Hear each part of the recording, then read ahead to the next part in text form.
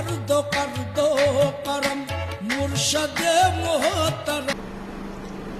اس میں کچھ روحیں ہوتی ہیں، یہ روحوں کا سودا اوپر سے ازل سے کافروں میں مسلمان جسم ہے نا کہ یہاں کافر مسلمان، جب جائیں گے تب بھی کافر مسلمان. اصل چیز روح ہے نا، وہ نہ اوپر کا یہ جسم یہاں پہ کافر ہوتا ہے. اب وہ روح ہے نہ ہی کافر ہوتا. اس میں کچھ ایسے روح ہیں جن کو اللہ چاہتا ہے، کچھ روح ہیں جن کو اللہ نہیں چاہتا. اب وہ روح ہیں جن کو اللہ چاہتا تھا. چلو مسلم بھی کرنا.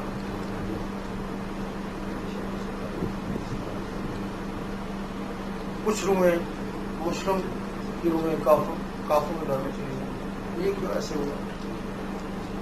ایک مسلم روح کو آپ کے گھر میں آنا تھا، آپ نے آ کیسے وہ منصوبہ بندی کرا دی. منصوبہ بندی کراتے ہیں نا، وہ کدھر جائے؟ اوپر سے تو آ گئی ہے نا، اب کدھر جائے؟ کسی کافر کے گھر میں. اسی طرح کسی روح کو کافر کے گھر میں آنا تھا، انہوں نے منصوبہ بندی کرائی اور مسلم کے گھر میں چلی گئی. اب اس کے اللہ تعالیٰ نے ہم کو نکالنا بھی تھا. اب جو کافر کے گھر میں مسلم بھی چلی گئی،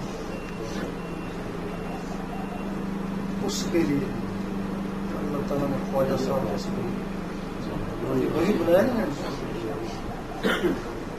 وہاں خواجہ صاحب ان کو علی کری، کلمہ پڑھا، اللہ کی ضروریں لگائی. وہی جو مسلم روحیں تھی وہ ان کے ساتھ مل گئی. جو کافر روحیں تھی وہ تو نہیں مل سکتی، وہ تو مخالف ہی نہیں ہے. اب وہ جو کافر میں مسلمان میں آ گئے ان کا کیا ہوگا؟ اب چونکہ وہ بچہ مسلم کے گھر میں ہوا، سارا ماحول مسلم کا ہو گیا، اس کا اندر سے چیز تو وہی تھی نا. اس کے لیے مرزا غلام محمد جیسے بھیج دی، بڑے طریقے سے مسلمانوں سے نکال دی. اس وجہ سے ان لوگوں میں ایسے روح ہیں جن کو اللہ چاہتا ہے. جب ہم کو اللہ نہ سناتے ہیں نا تو اللہ میں نہیں جاتے ہیں.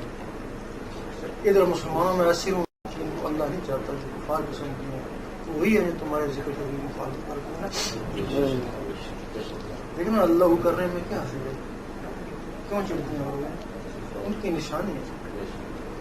اعلیٰ حضرت نے جو منیوں میں دی، جب ان کی محفل میں جو بدی آنا شروع ہو گئے، انہوں نے وہ صلاۃ و سلام کو پڑھنا شروع کر دیا تاکہ جو چھاٹی ہو جائے گی.